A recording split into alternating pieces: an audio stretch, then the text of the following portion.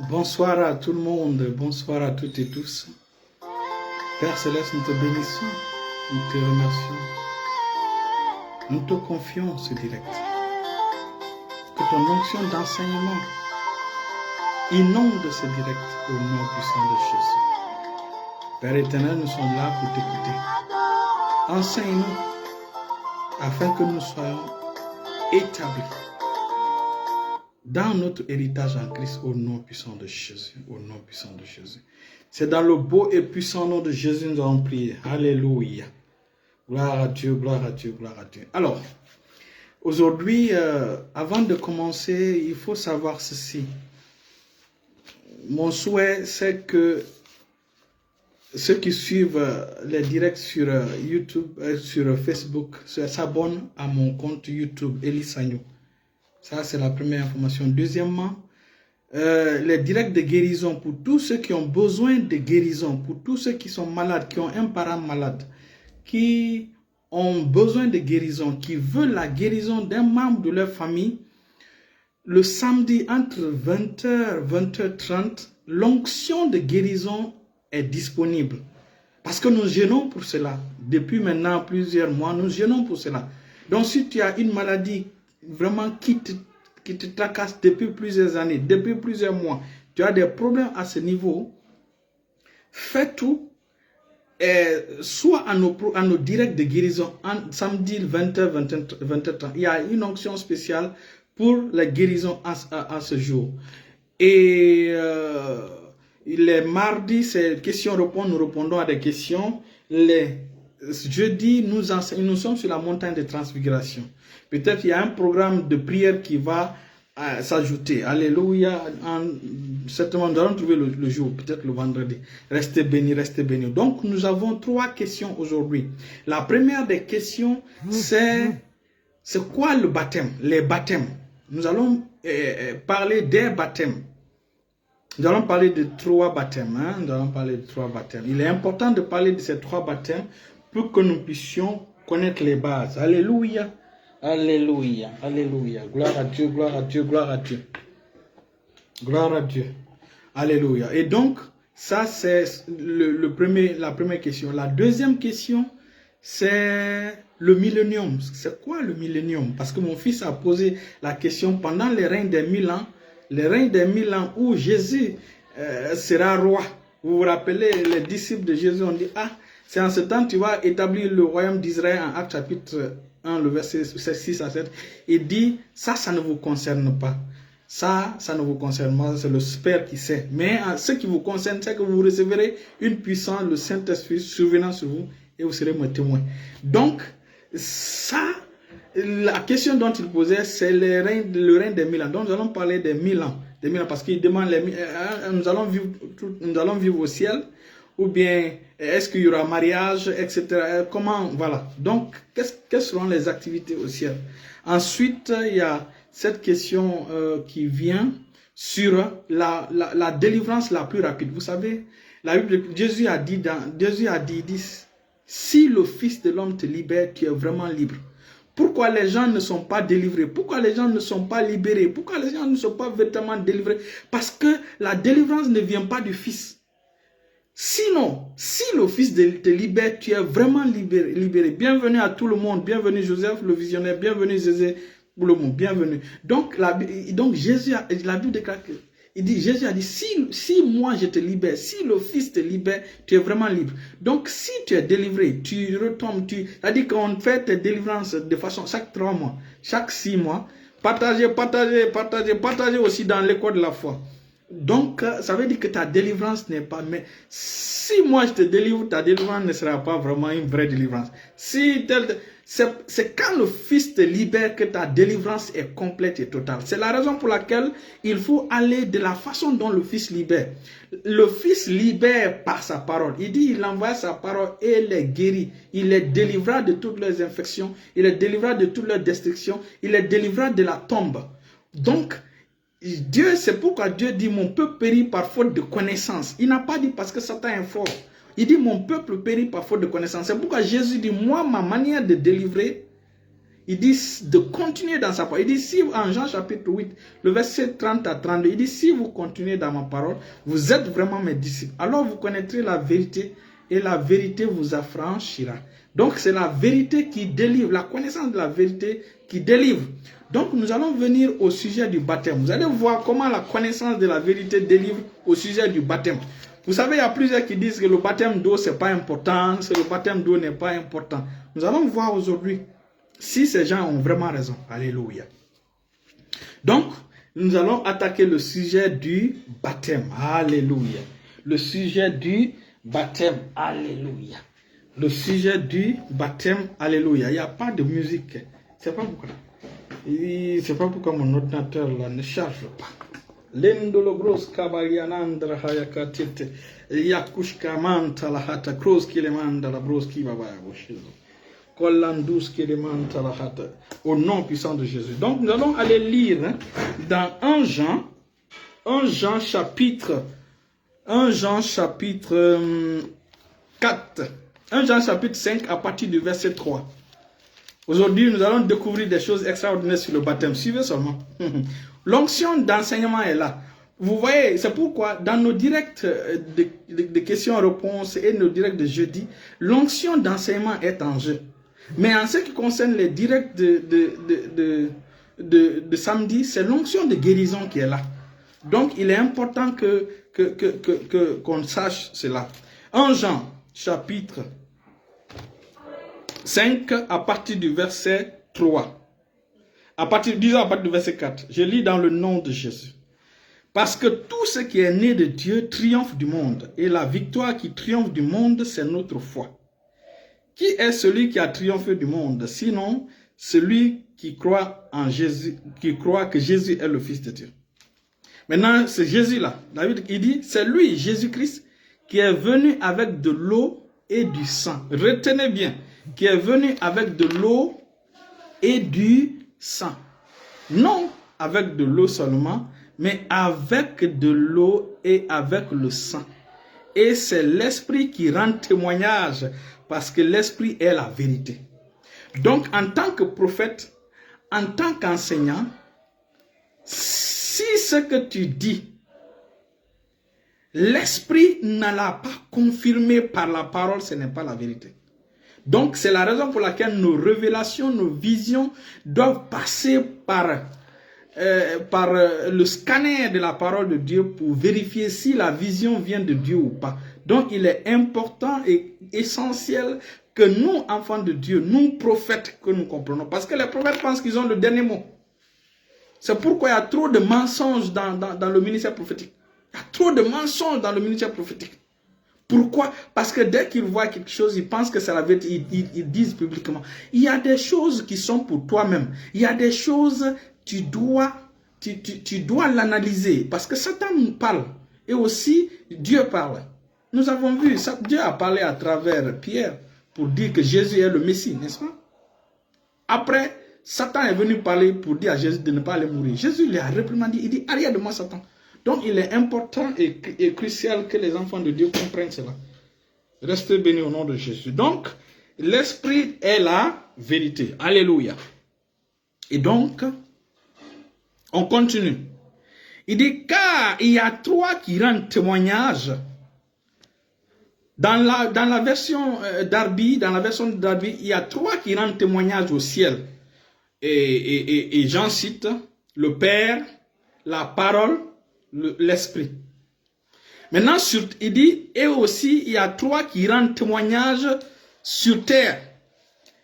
C'est-à-dire l'eau, le sang et l'Esprit. Et la Bible déclare que les trois sont d'accord, sont en accord. Si nous recevons le... Bon, donc, il est important et capital de comprendre ceci.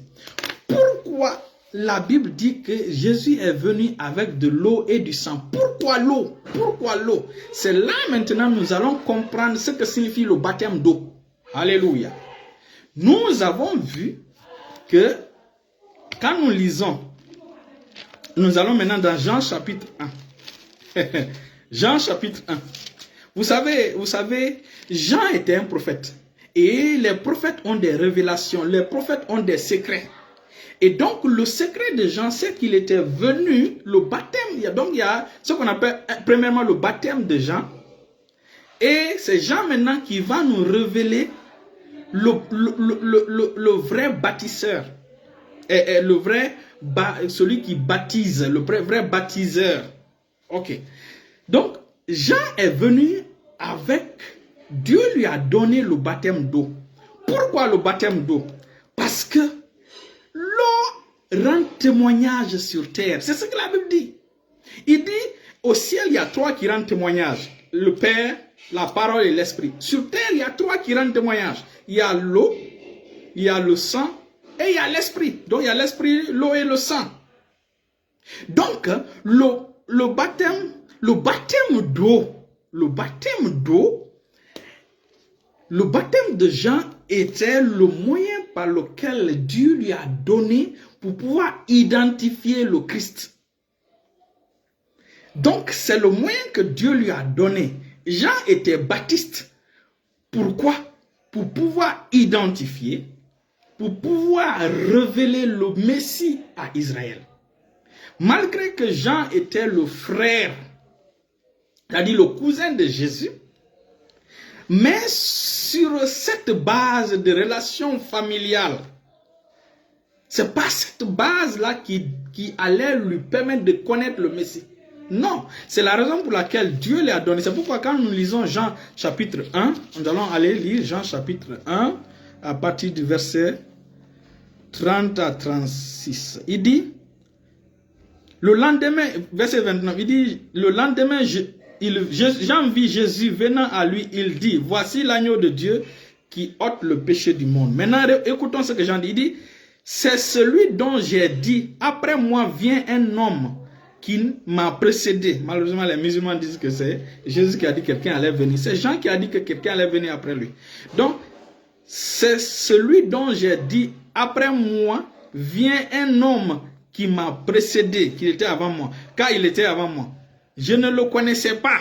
Malgré que c'était son cousin, mais Jean dit carrément qu'il ne le connaissait pas. Mais c'est afin qu'il fût manifesté à Israël que je suis venu baptiser d'eau. Donc le baptême de Jean, c'était effectivement pour la repentance. On est d'accord. Mais le but ultime du baptême de Jean, c'était pour révéler le Messie, pour révéler Christ à Israël. Donc, il fallait le témoignage de l'eau. Donc, il fallait que l'eau donne son témoignage au sujet de Christ. Donc, le baptême d'eau est important, le baptême d'eau est crucial. Vous savez, le Saint-Esprit, c'est lui qui testifie, qui témoigne que ce que nous sommes là-dedans, c'est vrai. En faisant quoi? Par les miracles, par le soutien de la parole de Dieu, parce qu'il soutient la parole de Dieu, il veille sur la parole de Dieu pour l'accomplir.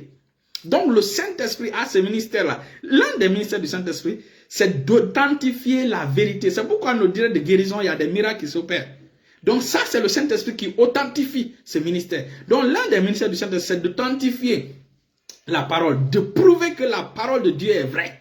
Deuxièmement, le ministère du Saint-Esprit, c'est de témoigner à notre esprit que nous sommes enfants de Dieu. Donc, il y a ce témoignage interne que le Saint-Esprit te donne. Donc, le Saint-Esprit est aussi un témoin.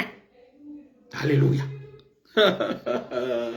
Voilà pourquoi, puisque la parole de Dieu a été adressée à Jean, de pouvoir identifier celui qui est le véritable baptiseur.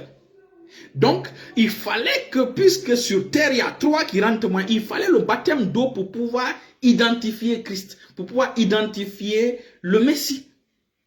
Alléluia. Voilà pourquoi le baptême d'eau est capital et important. Et gloire à Dieu, lorsque Jésus sortait de l'eau,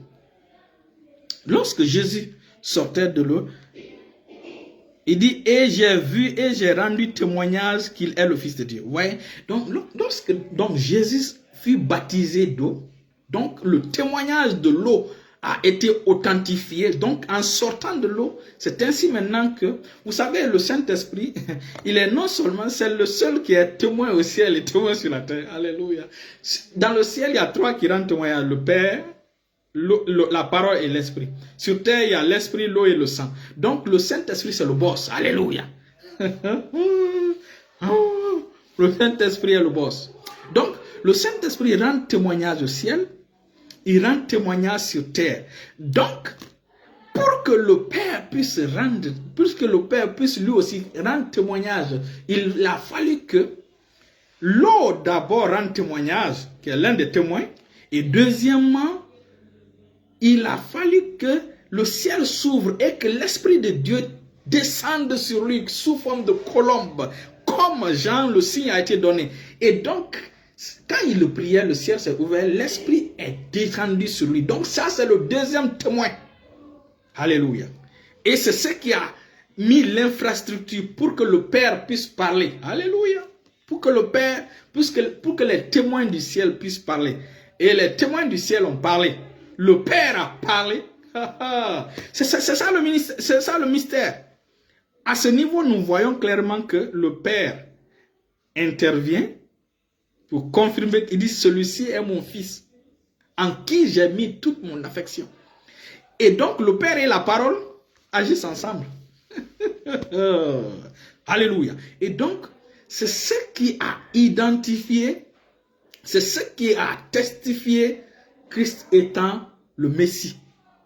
Donc, il fallait le baptême d'eau. Donc, tout enfant de Dieu qui refute le baptême d'eau, il est en train d'exclure le témoignage de l'eau. Il est en train de renier le témoignage de l'eau. Or, sur terre, il faut les trois qui rendent témoin. C'est pourquoi Jésus a dit ici, la Bible dit qu'il est venu avec de l'eau et du sang. Pas seulement avec l'eau, mais avec le sang. Donc, l'eau a son témoignage à rendre à ton sujet. Voilà pourquoi il faut être baptisé d'eau. Et le mot baptisé signifie quoi? Il est important qu'on définisse le mot baptisé. Baptisé veut dire immerger. Le mot baptizo, c'est un mot grec. C'est comme quand on dit feuille. Feuille. Feuille n'est pas soupe. Feuille n'a jamais été soupe. Maintenant, ceux qui mettent l'eau sur leur tête ou on les asperge de l'eau, c'est la blague. Ce n'est pas le baptême. Ça n'a rien à voir avec le baptême. Quand on dit baptême d'aspersion, c'est une façon de se moquer du mot baptême. Parce que le baptême veut dire immerger. Comment on peut immerger, asperger? Les gens, vous savez, c'est ça le problème avec la religion. La religion cherche à faire ce qu'elle veut. Alors que Dieu veut que nous fassions ce que sa parole dit. Nous devons aller selon le chemin de la parole. Le chemin que la parole te dit de suivre, c'est ce qu'il faut suivre. Au lieu de suivre le chemin que la religion te dit de suivre. Donc, si tu n'as pas été baptisé par immersion, mon frère, il faut reprendre ton baptême n'est pas vrai. Et deuxièmement, si tu te baptisais et tu ne t'es pas repenti sincèrement, mon frère, on est parti te plonger dans l'eau. On était parti nager. Tout le monde peut plonger sous l'eau, tout le monde peut nager. Donc, si tu n'es pas baptisé, on ne t'a pas immergé dans l'eau, comme on a fait pour Jésus. Comme au temps de Noé, la terre fut baptisée, toute la terre fut couverte par de l'eau. C'est ça le mot baptême. En fait, le baptême, c'est un enterrement. On n'enterre pas quelqu'un en jetant, comment on appelle ça, la terre sur lui. On le met au fond de la terre et on le couvre. Donc ça, c'est important. Et les gens du baptême, symbole. Il faut le témoignage de l'eau. Si l'eau ne témoigne pas, mon frère, ton baptême. Donc quand on t'envoie baptiser par immersion, c'est-à-dire baptiser en te plongeant en te mettant dans de l'eau, si tu as une copine, mon frère, tu n'es pas baptisé, tu es parti nager. Il faut la repentance complète et totale. Celui qui est, au temps de l'église primitive, les gens étaient sérieux avec Christ. Ils n'avaient pas le temps d'aller en boîte de nuit, ils n'avaient pas le temps de fréquenter les garçons et les filles. Là-bas, les gens étaient sérieux. C'est pourquoi le jour où ils recevaient Christ, ils étaient immergés. Mais nous, aujourd'hui, il faut nous prendre le temps pour enseigner les gens. Les gens ont leurs copines. Ils ont des choses bizarres. Donc, il faut qu'ils renoncent à toutes ces choses avant d'être baptisés, avant d'être immergés dans l'eau. Donc, il est capital de comprendre ceci. Donc, le baptême, c'est d'être immergé dans l'eau. Il faut être immergé. Si tu n'es pas immergé, va reprendre. Voilà. Et si tu n'es pas repenti, tu n'as pas renoncé aux filles, tu n'as pas renoncé aux choses mondaines, mon frère, il faut reprendre le baptême. Voilà. Donc, le témoignage de l'eau est important. Voilà le témoignage de l'eau. Maintenant, ce qui est intéressant, c'est ce que Jean-Baptiste maintenant dit au sujet de Jésus. Donc, le baptême de Jean, c'était un moyen pour pouvoir identifier. Donc, le Baptiste, Jean le Baptiste, a utilisé le moyen de l'eau. C'était le moyen de l'eau pour pouvoir identifier le vrai baptiseur. Donc, c'est un baptiste qui baptisait pour pouvoir mettre le doigt, identifier le vrai baptiseur. Donc, on va aller voir ce qu'il a dit. Il dit, Jean chapitre 3, à partir du verset 11, il dit, moi je vous baptise d'eau pour vous amener à la repentance. Mais celui qui vient après moi est plus puissant que moi, et je ne suis pas digne de porter ses souliers. Lui, il vous baptisera du Saint-Esprit et de feu. Donc, Jean est en train de dire que lui, son baptême est inférieur. Son baptême est inférieur. Il dit, il y a quelqu'un qui est le véritable baptiseur, celui qui baptise.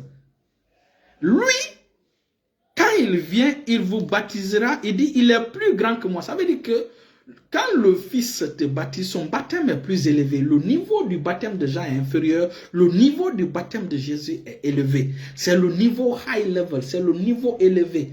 Et voilà le baptême. Il dit, il vous baptise du Saint-Esprit et de feu. Donc, Jean révèle ici qu'il y a ce qu'on appelle le Fils va nous baptiser du Saint-Esprit et de feu. Donc, nous allons maintenant parler de ce baptême du Saint-Esprit et de feu. Donc, le baptême du Saint-Esprit, c'est le Fils qui le fait. C'est lui qui vous baptise du Saint-Esprit. Alléluia.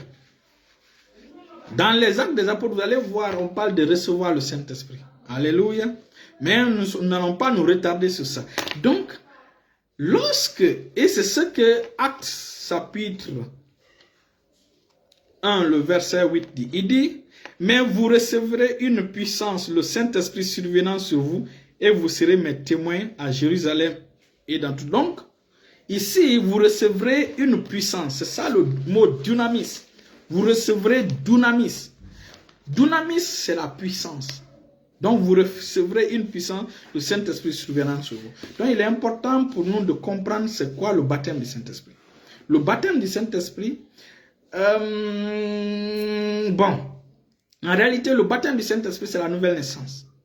Maintenant, cela arrive, le summum de ce baptême, c'est de recevoir le Saint-Esprit. Il dit, vous recevrez une puissance. C'est ce qu'on appelle communément le baptême du Saint-Esprit, avec la preuve du parler en langue. Vous serez remplis du Saint-Esprit. Donc, c'est ça le baptême de Jésus. Donc, Jésus te remplit de son Esprit Saint. Jésus te remplit de son Esprit Saint. Donc, ça c'est à ce niveau tu reçois la puissance. Ça, à ce niveau tu reçois la puissance. C'est ce que les chrétiens ont besoin. Les chrétiens ont besoin de la puissance. Les chrétiens ont besoin de la puissance. Donc, nous allons parler rapidement du baptême du Saint-Esprit. Et après, maintenant, nous allons parler du baptême du feu. Parce que le baptême du feu n'est pas enseigné. Le baptême du feu n'est pas enseigné. Et je prie pour qu'on ait le temps pour pouvoir parler du baptême du feu. Le baptême du feu n'est pas enseigné.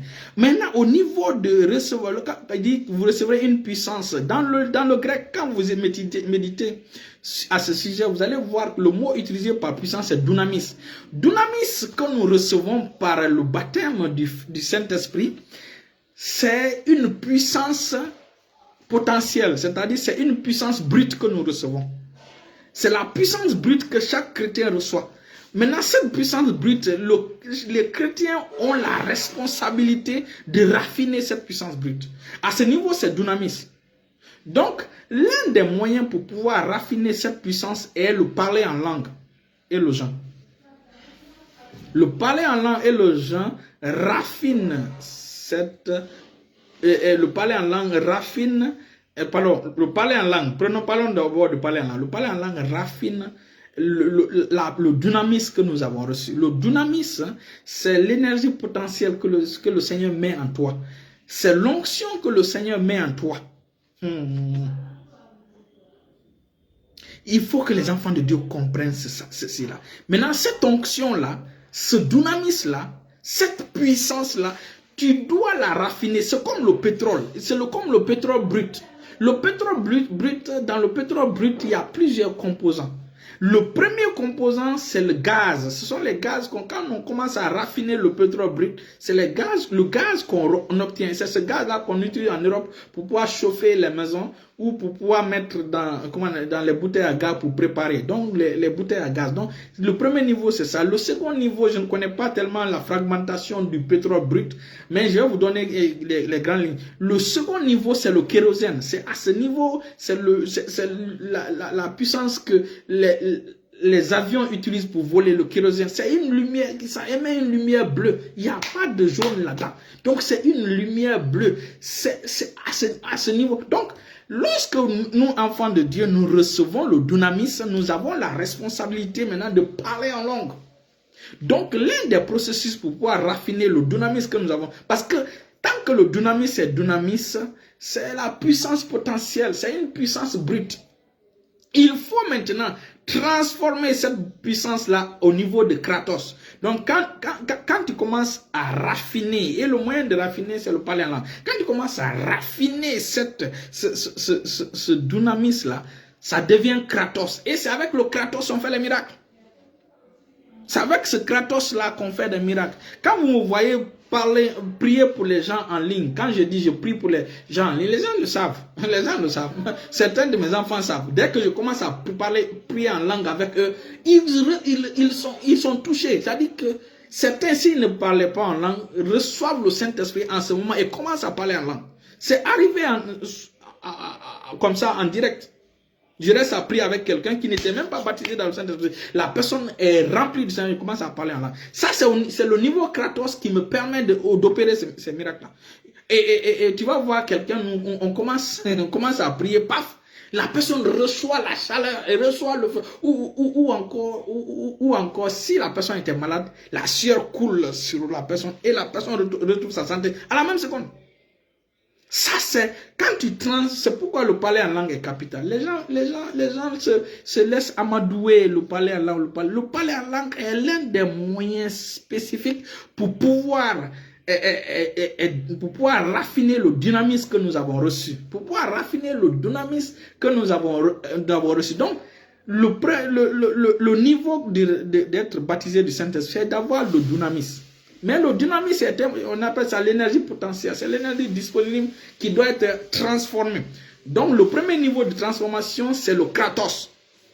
Quand tu parles en langue, le parler bonsoir mon fils Nikos, le parler en langue est une manière de raffiner le dynamisme que tu as retrouvé pour pouvoir avoir le Kratos. Et le Kratos fait beaucoup de choses. Le Kratos fait beaucoup de choses. Avec le Kratos, tu fais beaucoup de miracles avec le Kratos. Vous allez voir ça quand vous étudiez la vie d'Étienne. Quand vous étudiez la vie d'Étienne. Parce que le dynamisme peut te permettre d'avoir non seulement la puissance, mais d'avoir aussi la force. La force. Vous voyez la force, quand quelqu'un est fatigué, il reçoit la force, il reçoit le rafraîchissement. On appelle ça strength. Il reçoit la force, en anglais c'est strength. Il reçoit le rafraîchissement, vous voyez quoi? Donc, il y a aussi ce qu'on appelle le feu. Le feu. Nous allons voir tout à l'heure. Quand vous étudiez la vie d'Étienne, vous allez comprendre qu'Étienne était un diacre. La Bible déclare qu'Étienne était rempli d'esprit, de foi et du Saint-Esprit. Il dit, quand il dit de foi, Étienne était rempli de foi. Et on dit, c'est pourquoi le frère, choisissez parmi vous, en Actes chapitre 6, 7 hommes de qui l'on rend un bon témoignage, qui sont pleins d'Esprit Saint et de sagesse, et qui nous chargeront à cet emploi. Donc, vous allez partir dans Actes chapitre 7 maintenant, vous allez voir là où la Bible déclare que Enoch et Étienne remplis du Saint-Esprit. Rempli du Saint-Esprit en fixant le regard vers le ciel et la gloire. Donc, ce jeune avait les deux niveaux. Étienne était rempli du Saint-Esprit et de feu. Il était rempli du Saint-Esprit et de puissance. Lorsque vous étudiez les mots grecs au sujet d'Étienne, vous allez voir ces différences-là.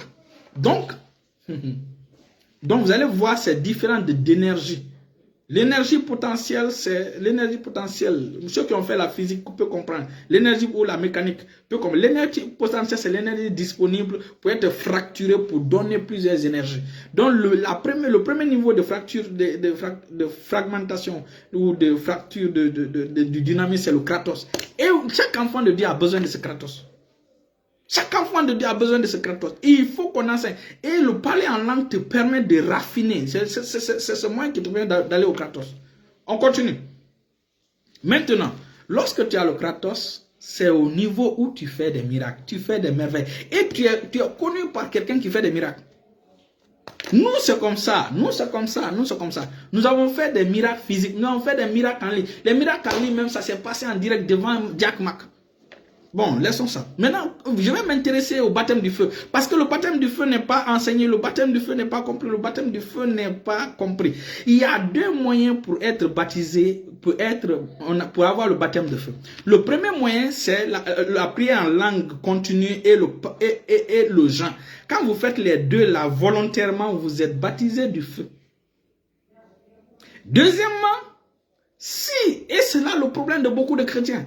Lorsque les gens reçoivent Christ, ils sont nés de nouveau, ils n'ont pas le temps de prier, ils n'ont pas le temps de lire la parole, ils n'ont pas le temps de méditer. Donc le troisième niveau, c'est Dieu qui permet que Satan chicote les enfants de Dieu. Que Satan amène une fournaise sur eux, qu'ils commencent à avoir des rêves mauvais, qu'on commence à les oppresser, qu'ils commencent à avoir des difficultés, qu'ils commencent à avoir ça peut être des difficultés venant de la vie, ça peut être un oncle sur qui tu comptais et ce dernier meurt, ça peut être une personne qui était chère à toi qui meurt, ça peut être un boulot que tu voulais avoir, tu échoues. Ça peut être, donc, toutes ces contradictions-là viennent pour te pousser afin que tu puisses regarder à l'intérieur. Parce que Dieu a mis ce trésor en nous. Il dit que cet excès de puissance-là est en nous. Attends, je vais lire rapidement avant que l'Internet ne nous lâche. En 2 Corinthiens chapitre 4, le verset, 2 Corinthiens chapitre 4, le verset, il dit, nous portons ce trésor dans des vases de terre afin que cette grande puissance soit attribuée à Dieu et non à nous. Donc Dieu a mis en vous tout ce qui est disponible pour pouvoir vraiment grandir spirituellement. Mais malheureusement, les gens cherchent les moyens extérieurs alors que tout ce que tu as besoin est en toi. C'est la raison pour laquelle dans Actes chapitre 4, quand les disciples de Christ ont commencé, quand ils ont arrêté les gens, ils ont commencé à prier. Il dit, Seigneur, nous voulons que tu puisses étendre ton bras fort. En Actes chapitre 4, le verset 29, il dit, étends ton bras fort afin que il pensait que le pouvoir encore allait venir du ciel. Dieu a dit, j'ai déjà mis tout en vous. Donc, qu'est-ce que Dieu a fait? Dieu les a encore remplis. Il dit, verset 29, il dit, et maintenant, Seigneur, vois leurs menaces et donne à tes serviteurs d'annoncer ta parole avec une pleine assurance en étendant ta main pour qu'ils se fassent des guérisons, des miracles, des prodiges par le nom de ton saint serviteur. Il dit, quand il eut prié, le lieu où il était assemblée trembla et il fut rempli du Saint-Esprit et les annonça. Donc Dieu n'a pas donné autre moyen. Il les a encore remplis du Saint-Esprit dans une nouvelle dimension démesurée afin qu'ils puissent faire le boulot. Donc tout ce que tu as besoin est en toi. C'est à toi d'activer. Donc Dieu permet que Satan te chicote pour que tu puisses te réveiller spirituellement. Vous savez, il y a deux types de chrétiens. Il y a des chrétiens de lait et des chrétiens de vin. Les chrétiens de lait perdent le temps. Les chrétiens de vin sont ceux qui ont compris.